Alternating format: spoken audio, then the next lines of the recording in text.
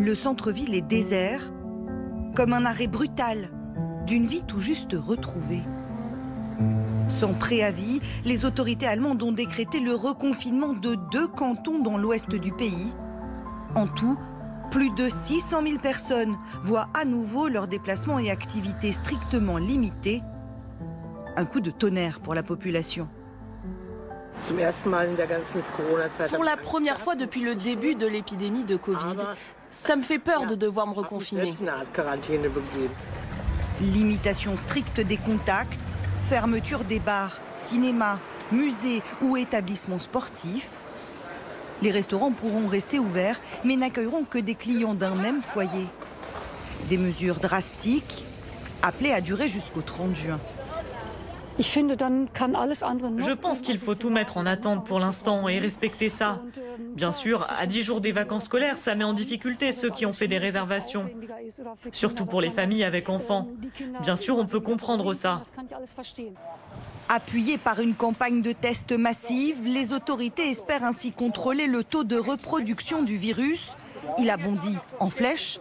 En Allemagne, chaque malade contamine en moyenne plus de 2,8 personnes. C'est bien au-dessus du seuil d'alerte fixé à 1,3 par Angela Merkel il y a 2 mois.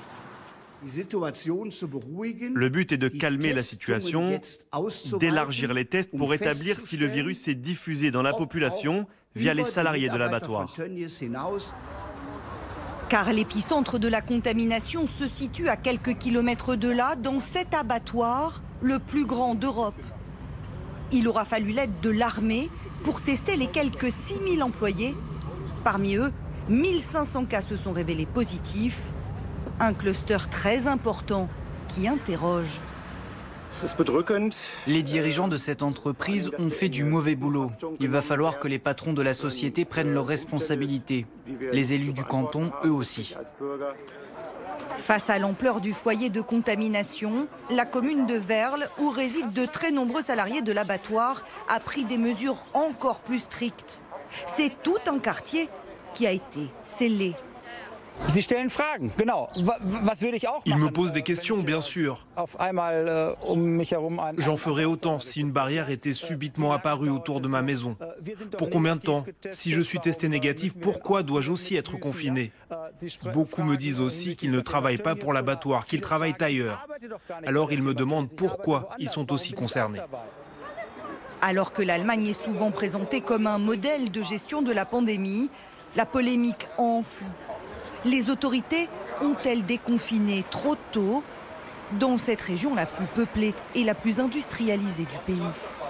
Le Premier ministre de cette région-là, Armin Laschet, il a justement poussé pour une ouverture très tôt suite à la pression économique.